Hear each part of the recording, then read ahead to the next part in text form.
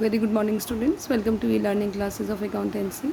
Today's in this lecture, I am going to start your new chapter, that is chapter number 2, basic accounting terms. In my first lecture, I have explained you about what is accounting, its meaning, features, objectives, types, subfields, everything I have explained in my first lecture. I hope you all have understand that lecture and you have noted down all the work in your copy. Now from this lecture I am going to start your chapter number 2, that is basic accounting terms. There are different terminology in accountancy to say any word. So what are that terminology? I am explaining that terminology from this lecture. That some terms are which I am explaining you in this lecture are business transaction, event, account, capital, drawing and liabilities. Now see, what is business transaction? Beta, whenever we have started any business, then there are some terms, accounting terms which are daily used in the business world. Before recording the transaction in the books, it is essential to understand these terms, as these terms have their specific meaning in accounting. These basic terms are number 1 business transaction, और ये basic terms हमारी क्या कहलाते हैं? They are known as accounting terminology. Number 1 business transaction. Transaction क्या होता है? What is transaction बेटा? It is an event which involve transfer of money, goods and services and can be classified into cash और credit transaction. Transaction क्या होता है? वो event है जिसमें आपकी मनी का ट्रांसफ़र हो रहा है from one person to other person for the purpose of goods and services. और ये दो टाइप्स में ट्रांजेक्शन प्रोवाइडेड होता है. One is cash transaction, other one is credit transaction. Cash transaction is the one where cash receipt or payment is involved, and credit transaction is one where cash is not involved immediately but will be paid or received later. Transaction business में जब हम business शुरू करते हैं बेटा, तो उस time पे whatever we are doing in the terms of money, buying and selling of goods and services, ये सब कुछ जो भी हम बिज़नेस में करते हैं in the terms of money, that is known as transactions. और वो जो ट्रांजेक्शन्स हैं आपके बेटा, ये ट्रांजेक्शन जो होते हैं दो टाइप्स में डिवाइडेड होते हैं. One transaction is your cash transaction and other one is credit transaction. तो जो कैश ट्रांजेक्शन होता है उसमें आपका कैश का पेमेंट होता है at the time of receipt, और at the time of payment cash is involve. और जो क्रेडिट ट्रांजेक्शन होता है उसमें कैश इन्वॉल्व नहीं होता है, it can be paid in future, that is called credit transaction. Now see what is business transaction. ये तो मैंने आपको सिंपल लैंग्वेज में बताया transaction. What is business transaction? It is a financial transaction or an economic event. ठीक है बेटा, तो बिजनेस ट्रांजेक्शन क्या हो गया? It is a financial transaction or an economic event expressed in terms of money which brings in a change in the financial position of an enterprise. Business transaction वो economic transaction है जो in the terms of money business में होते हैं, जिसकी वजह से आपका फाइनेंशियल पोजीशन चेंज हो जाता है. Buying and selling of goods and services, payment of rent, interest, payment of salary, ये सब बिजनेस ट्रांजेक्शन का ही पार्ट होते हैं. It involves transfer and exchange of goods और services such as purchase, sale of goods and services, wages paid to workers, rent paid, dividend received, lending and borrowing of money. ये सब क्या है? आपका बिजनेस ट्रांजेक्शन है. जहाँ पर भी जिस बिजनेस में कहीं जहाँ भी मनी का इन्वॉल्वमेंट होता है और वन हैंड से दूसरे हैंड में मनी ट्रांसफ़र होती है, that transaction is known as business transaction and it change the financial position of the business. Characteristics transaction की. Number 1 business money or money work.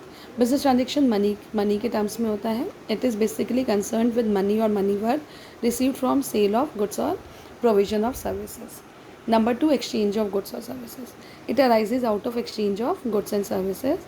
Change in financial position. It affects the financial statement of an enterprise and therefore is responsible for change in financial position. क्योंकि यहाँ पे money का transfer होता है, money comes in, money goes out, तो इस वजह से जो बिज़नेस की फाइनेंशियल पोजीशन होती है वो चेंज हो जाती है थ्रू दिस बिजनेस ट्रांजेक्शन. तो business transaction is all the event of the business which are in the terms of money in which there is transfer of money or for goods and services, that is known as business transaction. Now see second term, that is account. In actual practice, the individual transactions of like nature or are recorded, added and subtracted at one place. Such place is customarily termed as an account. बेटा जब आप वो book वो transaction account क्या होता है बेटा? It is a record of both cash and credit transaction maintained under a particular head which shows the transaction and the effect of such transaction in the books of account. जहाँ पे जिस जगह पे हम रिकॉर्ड करते हैं सारे transactions को बिजनेस के, तो that place is known as account. यहाँ पे कैश और क्रेडिट दोनों ट्रांजेक्शन्स रिकॉर्ड होते हैं और इसका एक हेड बन जाता है, दैट इज़ कॉल्ड अकाउंट। और ये जो ट्रांजेक्शन्स को हम जो जिस बुक्स में रिकॉर्ड करते हैं, that book is known as accounting book. Now see third term is capital. Capital एक इम्पॉर्टेंट थिंग है बिजनेस की, बिना कैपिटल के कोई भी बिजनेस रन नहीं हो सकता है। तो capital is the amount which is invested by the proprietor and bye partners into the business. Capital वो अमाउंट है जो प्रोप्राइटर दे रहा है या पार्टनर्स इन्वेस्ट कर रहा है इन द बिजनेस, ठीक है। तो capital refers to the amount invested by the proprietor in a business. Amount may be in the form of cash, goods और एसेट्स। अमाउंट आपका कैश में भी हो सकता है, गुड्स में भी हो सकता है और एसेट्स के फॉर्म में भी हो सकता है। For the firm it is a liability towards the proprietor.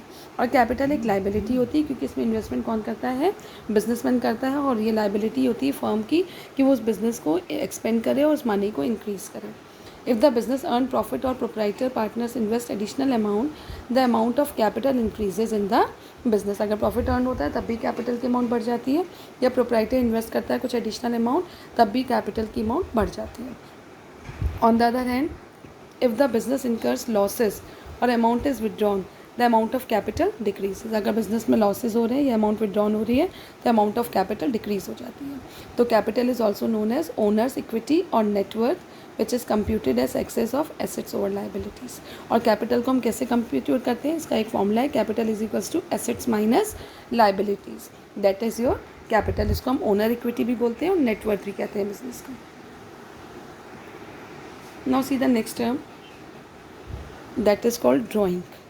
What is drawing? It is the amount of cash or goods withdrawn from the business by the proprietor or by the partners for their personal use।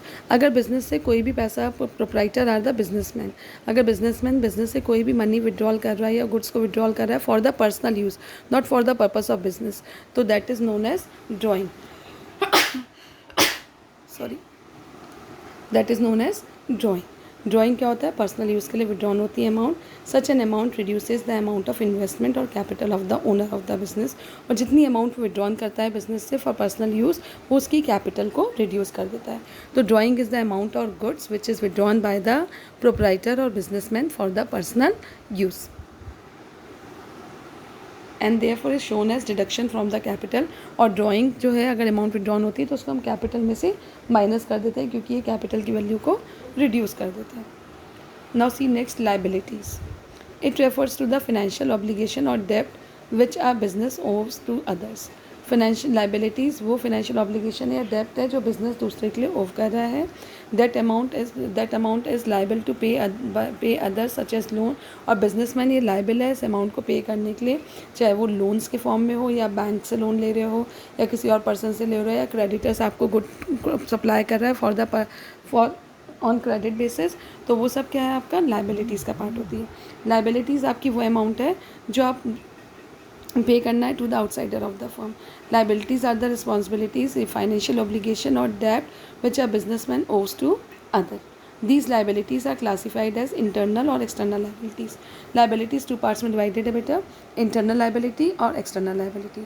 Internal liability is the liability towards owners of the business and external liability is the liability towards outsider of the business. Internal liability वो liability है जो हम owners को पे करना होता है, जो कैपिटल ओनर्स इन्वेस्ट करते हैं उसको हम प्रॉफिटेबिलिटी में कन्वर्ट करें, that is internal liability. And external liability होती है which has to be paid to outsider. For example, आपने बैंक से लोन ले लिया, तो लोन लिया फर्म ने बैंक से, तो उसकी रिस्पॉन्सिबिलिटी है कि उस लोन को पे करेगा तो इन फ्यूचर, तो वो that is the liability and it is called external liability. Now liability two parts में डिवाइडेड है, non current liabilities and current liabilities. Non current liabilities क्या होती है, जिसको हम लॉन्ग टर्म लाइबिलिटीज़ भी कहते हैं। These are the loans which are payable after a period of more than 1 year from the end of accounting period. वो loan जिसका पेमेंट हम मोर देन 1 ईयर में करते हैं, it is called long term liability. For example, long term loans, debentures etcetera, the amount which is owed by the firm and the payment which has to be made in more than 1 year of time, it is called non current liabilities और long term liabilities। दूसरा आपका आता है current liabilities. These are the obligation which are payable within a period of 12 months. वो amount, वो loan जो firm within period of 12 months पे कर देता है, that are known as current liabilities. For example bills payable, short term loans etcetera. The loan or the amount which a firm has to be paid within 1 year of time, it is called current liabilities. For example bills payable, short term loans etc. तो liabilities क्या हो गई? Liabilities is the responsibilities in which the firm owe money from outsiders and they have to pay the money to the outsiders. तो ये with two types में divided है, non current और current liabilities. Non current liabilities में payment more than 1 year of time में होता है और करेंट लाइबिलिटीज़ में सारा payment within 1 year of time होता है. Now see, one next is event. An event is the consequence or result of a transaction. Transaction का जो रिजल्ट आता है दैट इज़ कॉल्ड इवेंट, जिससे हम ये जनरेट कर देते हैं कि फर्म को प्रॉफिट हो रहा है या लॉस हो रहा है या फर्म की एसेट्स या लायबिलिटीज़ क्या है, तो that is called event of the firm. But I have explained you 5 terminology in this lecture.